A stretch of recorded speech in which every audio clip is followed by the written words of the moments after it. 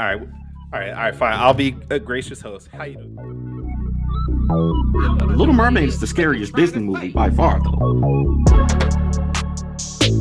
Why the hell is Ace Blade in your Kickstarter? Some comics. I'm getting controversial today. We're gonna get controversial today with. My proudest moment is this interview and being able to talk to you two.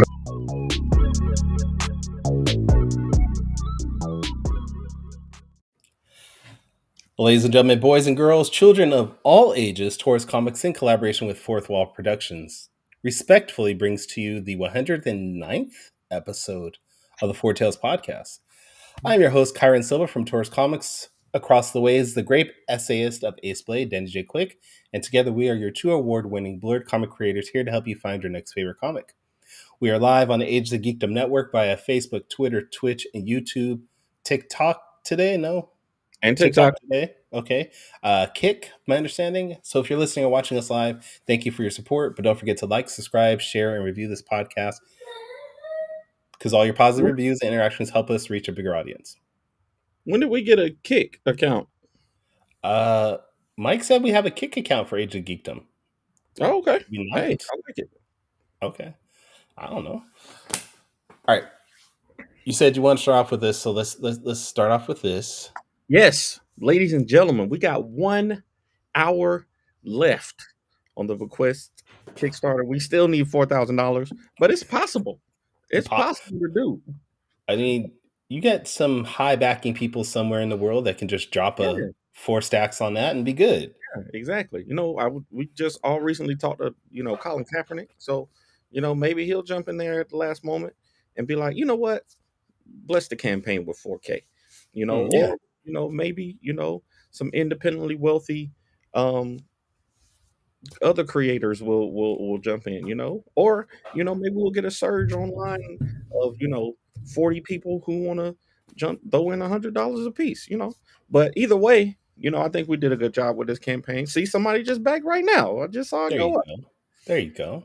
There we go. You know what I'm saying? So shout out to everybody who pledged and everybody who's been sharing. Thank y'all, man. We really appreciate it. The crowdfunding is hard, no matter what. I just did a post talking about it. It's difficult. For most of us anyway, but our guest that we have on today is killing it. Her and her team have been killing it on all the crowdfunding platforms. I think they are on BackerKit right now with their talk about BackerKit. Yeah, that's one of the things I want to talk about with our guest today. We have, if you're ready to bring her on, Sarah White in the building from Laguna Studios. How you doing? Hello. I am wonderful. I'm glad that you moved your start date or start time to a little later, because I'm not functional at 9:00. I'm just not. Most of us aren't, especially on a Saturday. This is supposed to be the day that you can sleep in and everything. And I had Kyron up at 7 a.m. I was like, you know what? Let's fix that, Kyron. No, let's be honest. I had to be up at 6 a.m. to prepare for the 7 a.m. show. That's ridiculous. But it was worth it, man. We did some great things with those first 4 seasons, but now it's more accessible to especially our West Coast and Central Time folks. So we're happy to move it. But Sarah, anybody who follows us would definitely know about you, Lori and Laguna Studios. But if they don't, give us a background on you, how long you've been creating, and just what you're working on now. Oh, well, how long have I been creating? I think always. Mm-hmm. Since all of us, since we were old enough to pick up a pencil, right? We've been doing some stuff. But as far as comics goes, I think maybe 10 years now I've been involved in some way. Nice. Did not really have a background in comics at all, but Lori texted me and was like, what do you know about lettering? Because they had an emergency lettering situation. I was like, I don't know, it seems pretty easy. I had already been doing graphic design for a bit, so I was like, how much different could it possibly be? And that's how I ended up sticking around. Like they didn't kick me back out after the situation was resolved, so I stayed and it was fine. And I've been doing this stuff ever since then. That means you must have did a good job. I think that's what Danny and I say about Ages of Geekdom. You guys haven't kicked us out yet, so we must be doing a good job. exactly. Like, we don't listen to you guys in the chat. We just show up. We just show up and do it and do our show, and then hopefully we got everything right. But no, man, I think that's something that we share. We both have a background in graphic design, and that's why I thought, the same thing. I was like, oh, I can letter these comics. This is something I can do. Of course, it was a little harder than I initially thought it would be. And there's a small learning curve for lettering in comics, but it's especially not just putting letters into a bubble. That's right. What I thought. But there's a little more to it than that. But if you already have a background, then it's not so hard to pick up. I think if somebody didn't know how to, say use Illustrator, for example, that might be a bit more of a problem. But that's the big thing. Having the expertise in the software, knowing the tools, I guess you'd say, made it a lot easier for me, and I'm guessing for you too. So, but no, we're glad to have you on. How long? I know Laguna Studios started kind of recently. How long? Tell us about the name Laguna Studios and how y'all got your start. Yeah. So so we had personal things happened with the people who, because obviously I used to be Unlikely Hero Studios, and some personal stuff happened with them, and it just wasn't a good fit anymore. And Lori and I talked a bunch about it and decided that we'd strike out and do our own studio, and we did that in August of 2023. So Laguna Studios itself is technically pretty new, but we've been doing, Unlikely Hero Studios before that was 13, 14 years old. So we've been doing it for a while via them. But man, I remember dang on, what was the name of the heroes book that y'all had? Surgeon? No, not the Surgeon. Super. Just Super was so amazing. I remember I think Lori sent me some copies back when I had the shop to sell in the store. And the Surgeon is one of my favorite indie comics. So y'all do great work. You do amazing things. You tell good stories. You always put together great teams for your projects too. But the project that you guys have funding now, I think is just amazing. Like, I think y'all did it at the right time. I think it just looks amazing. It's just a great project all around. So I want the expertise. I want to come to you and find out some stuff because as you saw earlier, we had trouble getting our latest project funded on Kickstarter. I want to know about this project, how you decided to go with this one, and of course the backer kit platform and their crowdfunding methods. What's the differences between something like Kickstarter or Patreon or GoFundMe? Before we get that deep into it, let's just ask her what it is she's bringing to the show today. That's right. Like, you're getting too far into the interview. We need to start at the beginning. I'm trying to get that info. What is it you're trying to show today? Well, we have our X series attire and pins, and it's the homage to your favorite 90s mutant heroes, and it's they're hoodies. I mean, it doesn't get a lot. You can't be more basic than that, right? They're hoodies, and okay, I need you to go back. Okay, you said X attire, but I need you to say it correctly with the pins. What's the actual right way to say the pins? The astonishing pins. There you go. Oh, I love it. All right. These actually look great. These are great. The pins are not everybody's cup of tea. We have learned this. Really? A lot of people started to give us a lot of crap about being sexist. And it's like, but they're all like, it's a butt. It doesn't have a gender. It's just a butt. And boy butts. There's everybody's butts are in there. Everybody's butts are in there. I thought I was getting butt hurt. Exactly. Yeah. I know those. Yeah, it started out from that, that rogue meme about the Right. way that she Oh. was angled and her butt was sticking out, and everybody Mhm. lost their damn minds. And I'm not even sure how old that is, but It's super old. Yeah. like how old that picture is. But like the meme happened fairly recently, Yeah. and yeah, and so it just seemed like a funny play on that meme. Okay. And yeah, and if you don't like the pins, that's cool. And It was just meant to be a joke. There's nothing sexist about it. It was just a joke. Yeah, and but you're doing cards too, right? I know I saw a post with some physical cards. That's part of the campaign, also, right?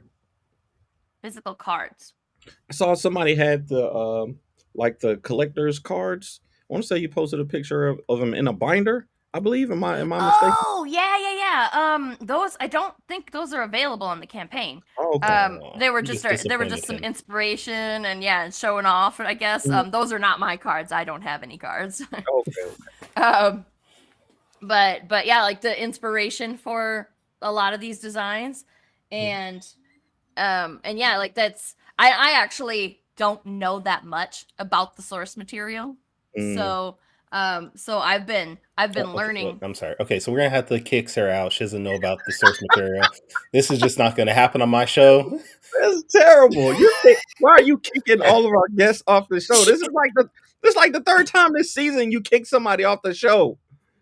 Should I bring her back on then? Bring Sarah back, Kyron. Fine.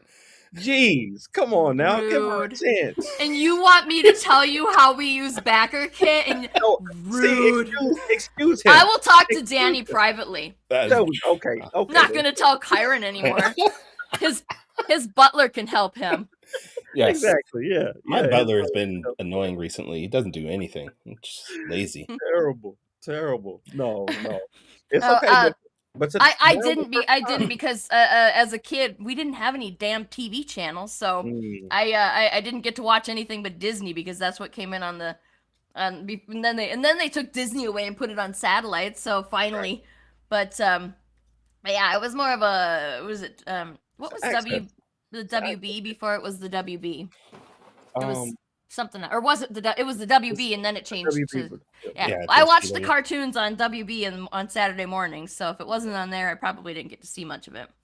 see, Kyron, it was an access issue. Come on now, you can't fault Sarah because she didn't have access. You know, Now, I if didn't. you want to quiz me on like John Wayne movies, I know a lot about No. John Wayne movies because that's what my dad loved to watch when I was a kid. Okay, So that's see? what I know about. See, Kyron, see. You know, I infamously didn't read comic books at all until I became an adult because I didn't have comic book stores. You know, I didn't have Mhm. anywhere to get them. Same. You know, Same. until I I didn't. started My with cousin my. had some comics, and but it was mostly Superman stuff. Mhm. And I would pick it up because it looked pretty, and then I'd try to read it and understand what the hell was going on. I was like, I'm missing a whole bunch of story here. I don't know what's happening. So I would just look at the pictures and never really absorbed any of the story. Yeah. So Who's they're this- complicated. They get yeah.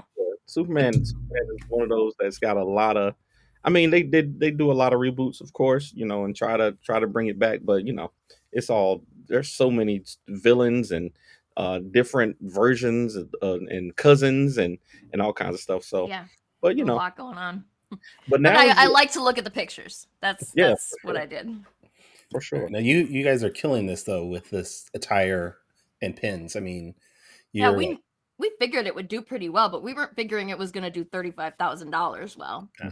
Like we thought maybe half that would be like we were like, "Oh, we'll get maybe 20,000 by the end of the month." And this is crazy that it's doing so well. And I know Lori's partner is the one who designed most of this stuff with like they were messing with it together, and they have already run out of like all the designs that they had made are already used now. So I mean, not like there's not enough source material. There's plenty of source material, right? For sure. yes. But yeah, there's definitely the stuff that was already made, because nobody thought that we were going to need that much stuff. It turns out like, yeah, there's so much, and it's gotten overwhelmingly positive. You know, the people that are pissed off about the butt pins are in the minority. Yeah, for sure. I'm curious. Were you in the early discussions before you started this, were you considering the release of this new show that just came out, and kind of timing it up with that, or was that a coincidence, or what were the early conversations about? It was no, I guess it was more. It was timed. We kind of wanted to do it around that time because it was because like this happened. I originally my understanding is that they were just messing around playing with this new template, Hmm. and that this whole idea had blossomed around that, and Okay. then they were like, oh, the new show is happening, we should make this a thing for the new show. And Lori, well, and I actually, I'll be honest, I expressed skepticism that we could actually make that happen in such a short amount of time, because we're talking like a month ago. Wow. So maybe it was a little more than a month, but like I was like, I don't know how we're gonna be able to do this in such with like, 'cause you know how hard it is to put together Kickstarters and stuff. Yeah. Like, it's a lot of work, and Backer Kit is very different from. I mean, there's a lot, like the basic setup is similar, but there's a lot that's different about Backer Kit. Like there's a community tab on the Kickstarter or the Backer Kit page where you can go and vote in polls and leave comments and stuff, and we could put up polls. There is a section we can embed live streams in there, Mhm. and then when you have a live stream, the day that you have the live stream, Backer Kit puts you on the front page. Wow. So are we on the front page right now? I don't know. I sent over the information that we needed to put our stuff on there, but I don't know if it happened. I'm gonna say yeah. Oh, Yeah, Sure. yeah, sure. No, I think that's great. I think there's a lot of these crowdfunding platforms that are doing really innovative things, and just like I always tell people with like social media platforms, like you have to find the one that's best for you. So I You do stole very that well. from me. Did I? Yeah, I've been saying that. I told you that. Oh well, like you've been saying, Well, like we've been saying. it is very true. It is very and right now, well, okay, right up until Brandon Sanderson's new book broke the whole Backer Kit platform for a couple of Yeah. hours, Mhm. we had been under, we had been in the mindset that Backer Kit's a great place to run merchandise campaigns, not Mhm. so much for books. But I'm hoping with the, the huge, like there's like literally 20,000 backers on Brandon Sanderson's campaign, and he's made tens of millions of dollars at this point. So I'm hoping that means that we can take a chance and run a book on it. We're gonna be doing that. Maybe even this year we might be doing a book on Backer Kit, because there's just, I love Kickstarter, I do, and it's been very good to us, but Backer Kit's kind of putting them to shame right now. Okay. It's very easy to use. If you haven't, so anybody watching that hasn't actually built a Kickstarter campaign, they have changed it a lot. So like now you need like 3 different graphics for each reward tier, right? Like you need to make Yeah. 3 different pieces, 3 different images, and then you have to fill in everything. Fill in which the text stuff is stuff that you have to figure out anyway. But like 3 different images is a lot. Mhm. It's a lot of And you work have to compared upload them to it used to be. separately. Yeah. Each image needs to be uploaded in a separate place, and half the time their damn uploader breaks. It's a whole ordeal getting the stuff built. So, and Backer Kit's been easier in that respect. I think So, Backer Kit, whoever's running Backer Kit, I think they did a great job of getting kind of the information. I think I'm pretty sure Lori was the one who introduced us to Backer Kit. Also, me probably. and Morgan used it to do just the back end, the fulfillment stuff. Mhm. Back in the day we were fulfilling through Backer Kit, and it made it so much easier So much to easier. Oh my fulfill. gosh. Like fulfillment is the worst part of all of comics to me. Yes. The most stressful, I think, too. Like, yeah, it's stressful waiting for your campaign to fund, but like, oh my god, screwing up an order, Right. so horrible. Trying to keep Absolutely. everything aligned and make sure all the rewards are going to the right people. That is a lot of work that people don't think about. Yeah, Mhm. and Backer Kit made that a lot easier. But then also, I think during that time, they were, of course, collecting information. They were doing research and finding, what things people like the most, what made things easier for people. And then once they launched the ability to actually crowdfund on there, I think they had a really good, kind of base for what people wanted and what the actual users would do with the platform. And then of course to get somebody like Brandon Sanderson on there Mhm.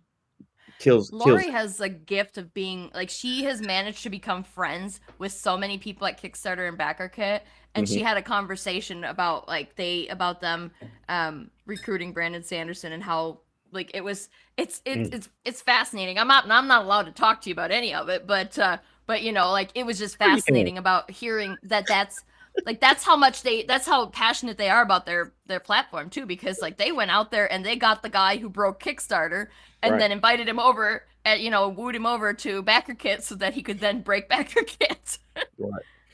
Hey, I love it. I love the whole thing, and whatever it takes to make it easier for people to create, I'm all for it. So, even though crowdfunding can be stressful, it's an integral part of making comics for us indies, or making things, for people, who may not be working at Marvel or DC, or in at Nike, or in industrial logistics, or whatever it is that you want to create, to have a platform where people can come and invest in, and kind of get in on the front end to help you make those things. I'm all for it, so that's great.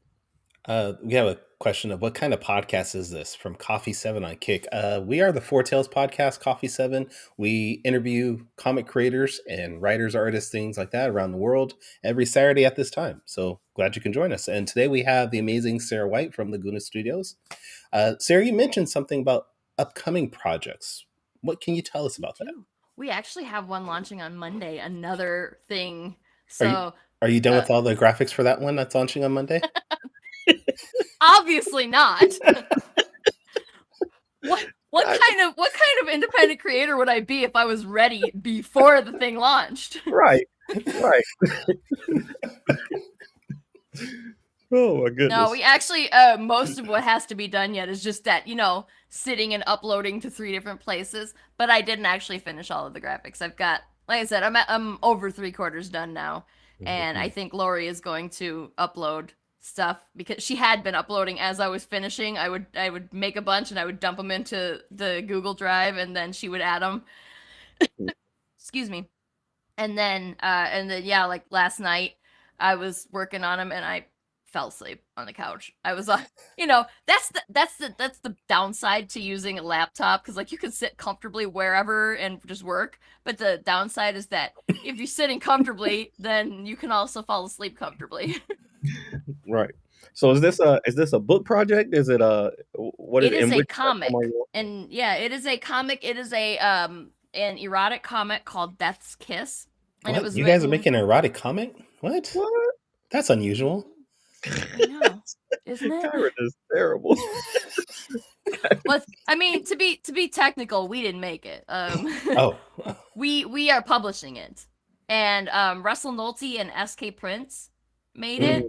Okay. And it's been illustrated by Ishan Lee, and she is amazing. It's so pretty, and it is. I mean, yeah, there are sexy parts in it, but it is a really good story. Like people. I just saw somebody post on I don't remember which place, but this morning I saw somebody post on a social media about how they're sick of erotic comics, and if that's all you're making, then I'm probably gonna unfollow you. And I was like, why? Bye. I mean, I have seen an increase in erotic comics, but if you don't like it, you don't have to back it. You don't have to read it. Yeah, and honestly, the thing that because we've been talking about doing an erotic comic for 3 years now, and the thing that Lori and I were like, the thing that we need to do is make sure it's a good story. It can't just be sex. Like, that's not what we wanted, because a lot of these comics that we have seen, that's all that they're shoehorning a story into sex, and that's not what we want. We want a natural flow of romantic moments happening within a good story. We don't want to shoehorn anything into anything. So, and now we've actually so we published Heart Eater in September.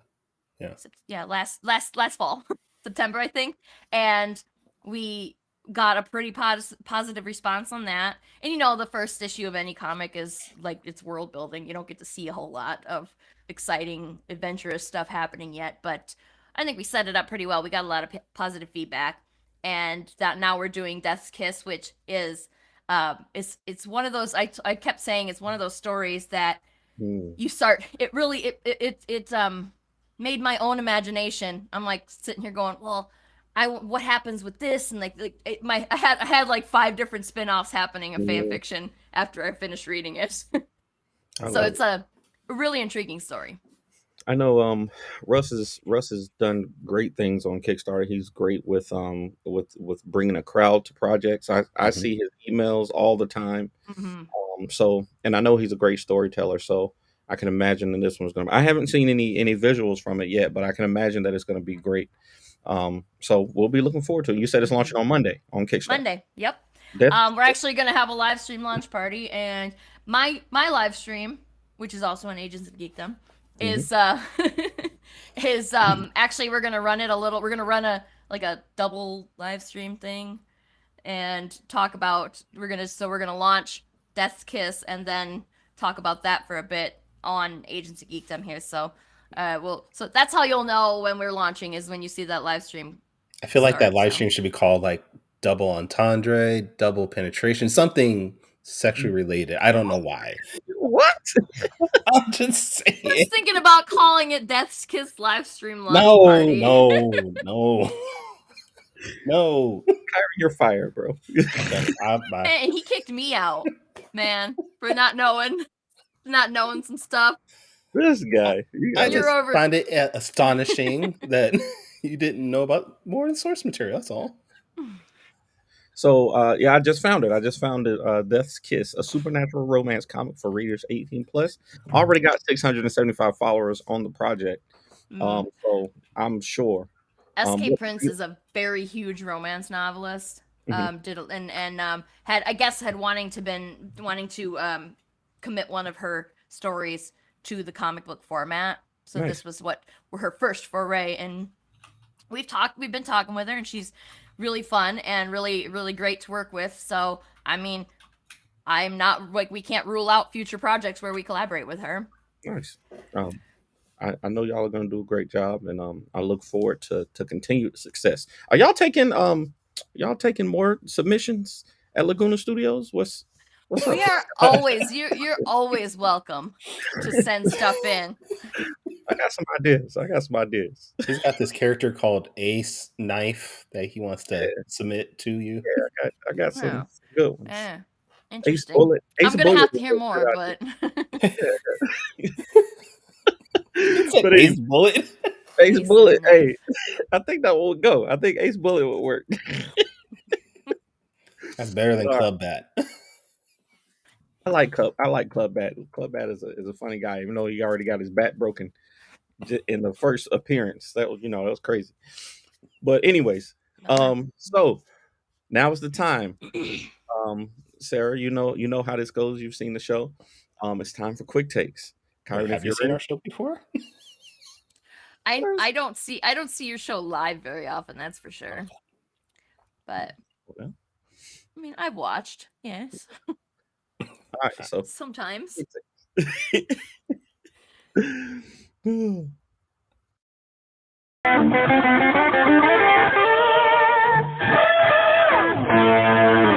takes. So, for anyone in the audience who may not have seen Quick Takes, this is a rapid fire Q&A session where we grill our guests on their deepest, darkest secrets that we found on the internet. And all in hopes of getting our audience to know you a little bit better. So, we got five questions. You're going to have 45 seconds each to answer them off the top of your head. And here we go. Question number 1. Why do people hate cats? Because they're wrong. Isn't that it? Because they're wrong. What is it about people that, just don't like cats, man? I know I'm a dog person, but I don't mind cats. But I know you're a cat lover, right? I am, yes. I think that people don't like cats because cats don't follow the same rules that dogs do. Dogs do everything to please their people, and cats don't give a shit if you're happy or not. So you have to earn a cat's respect, but a dog just gives it to you implicitly. Dogs just give it up. Yeah. Okay. Dogs are easy. Sure. Dogs are All right. easier. Question number 2. In 45 seconds, if there was somebody who's new to crowdfunding, what would be your crowdfunding tips to someone in 45 seconds? Ooh. Research the hell out of what you're doing before you do it. Over prepare is good. Like you don't want to go in there thinking you are just going to wing it, because that's a bad way to do it. Figure out how you're going to advertise. That's always difficult, and that's probably the hardest part of getting people to fund your campaign is figuring out how to make your stuff get in front of other people's eyes. What else? That's a good one. Mm-hmm. And networking is also important. I think you should probably, before you do your stuff, you should probably get out there and find other people who have already done it, make friends with them, find out where they find their people, and try to make as many friends as you can to get that networking happening. Okay. I like it. I love it. Research, marketing, networking. I love it. Great advice. All right. Question number 3. Since we've got the X series that is X inspired, I want to know in 45 seconds, what do you think are the other best brands in comics that could do well in inspiration? I mean, like anything from the MCU, probably, right? That's doing well in the MCU right now. For sure. Let's see. I mean, yeah, the DC stuff has kind of been flagging a bit. So, but like obviously people still love them. So I'd have to say, like if you wanted to take inspiration from Batman, you're not gonna go wrong. Let's see who else. God, I like a lot of the Dark Horse stuff too. And oh yeah. I think people could get away with Spider-Man too now, especially since the Spider-Verse has so many different ones. You wouldn't really know if it was part of Spider-Man or not. That's true. All the multiverse stuff, like you could make up your own thing and never even get close to being in trouble for copyright infringement with that. Like it wouldn't have to be inspired by it. It's just like it's in an alternate universe. There's no copyright on alternate universes. Universe 7323. You don't know. Okay. All right. So question number 4, and this one, I love perler beads. I used to love doing the perler beads with my children, but it's so tedious. So are you still doing the perler beads, and what are the best and worst parts of doing them? I do still do perler bead stuff. The best part is that I like to set up my table and put on a movie and just make whatever I'm making. The worst part is now getting to the point of coming up with new ideas. I just keep doing the same stuff over and over again because that's what everybody likes. It is messy. If you the longer you do it, the better you get at containing the mess, but it is messy. Yeah, And the worst part is definitely when you get like 90% done with a really huge project and then you go to stand up and admire your work and you slam your hips into the table and you destroy the whole damn thing. Many curse words, many tears happen. But absolutely. Yeah, definitely still fun though. I mean, if you are good at being able to turn off your brain for a like have you ever been driving and just kind of tuned out the world and just like it's kind of the same thing where it kind of resets your brain a little bit. At least it does for me. Yeah, I love it. Kyron, you look confused. What's up? I was trying to figure out what the hell a perler bead was, and I was like, "That's what those things." I just looked it up. I'm like, "That's what those things are called." I never knew they had a name. Yeah, perler beads are amazing. Perler bead sprites is the finished product as a sprite. I knew a sprite. I knew the sprites, but I didn't know they were called perler beads. So yeah, well, there are several different brands. I think that perler is the most recognizable one, but there's like Hama and Art Cal too, so they're not the only one. Absolutely. All right. So, question number 5. We always have our guests do a top 5 list off the top of their head because we have another show. We have another show called Top 5 Live that we do with Morgan Iverson and Javon Stokes. So, your top 5 lists, even though you said you did not know the source material, I want to know, what are your top 5 cartoons of all time? Top 5 cartoons? Ooh, this is gonna date me now. Everybody's gonna know how old I am. Uh I oh. like I like My Little Pony, and I like Gummy Bears, and I like Care Bears. I Oh, also nice. like Freakazoid, and ooh, what's the fifth? God, I mean Avatar: The Last Airbender. I just That's a good one. love that show. Good one. Is Hey, that 5? I yeah, think it's that's 5. 5. That's a so for Avatar to make your list when you got, mostly 80s, 90s comics, that's high praise, because that's a great show. I love Avatar: The Last Airbender too. Do you prefer Aang or Korra? Korra or Aang?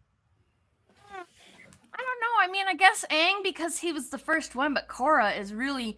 I did not like Korra at first, but she Hmm. won me over, and Korra, I felt, I had the think that best I have. character development.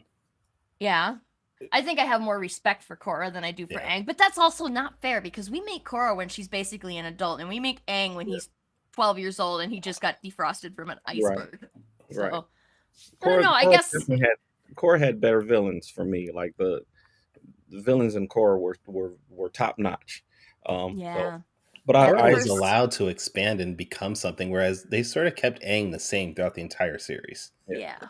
They did. I think that what was kind of cool with Aang was how he had this from the beginning where he said, "Do I don't want to kill," because he knew right away I don't want to have to kill the Fire Lord, and he knew that he might have to.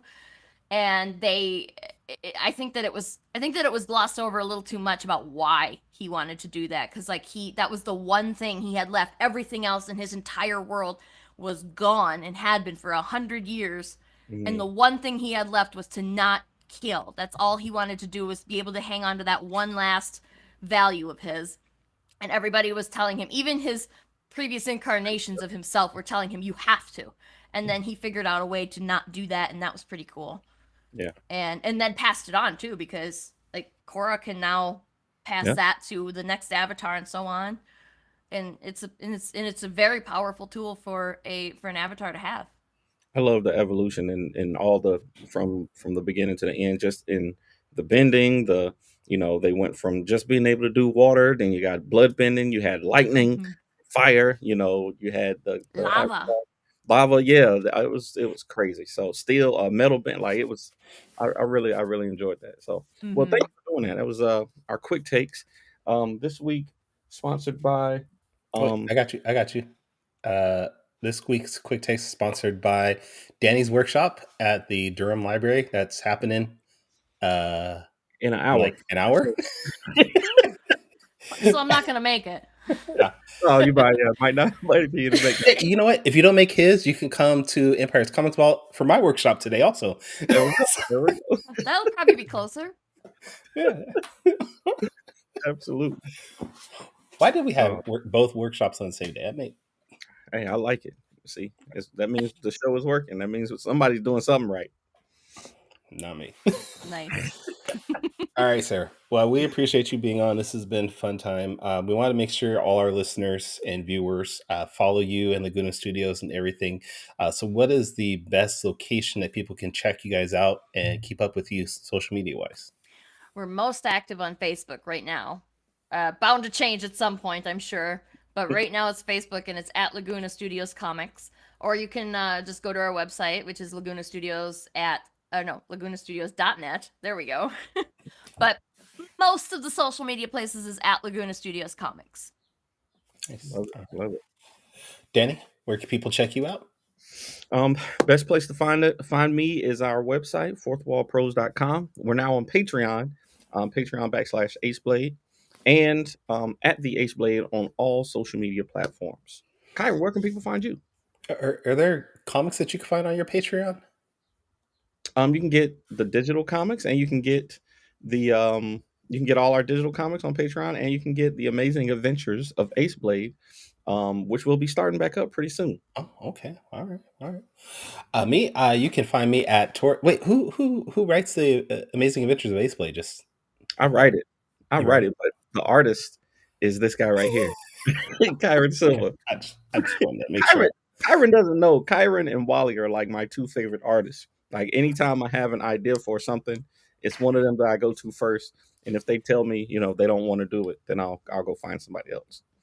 All right. You can find me at tourscomics.com. I am on all social media platforms at Tours Comics. And if this is your first time checking out this podcast, you can go to our website.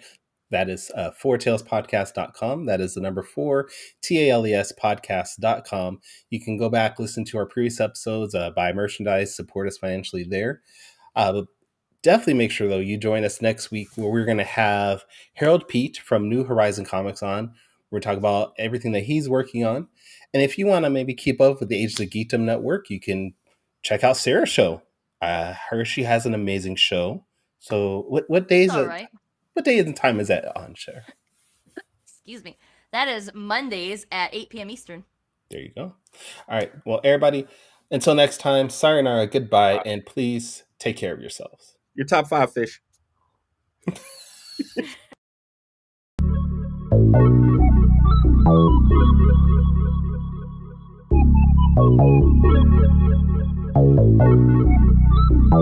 want to know what it is Quick is trying to say.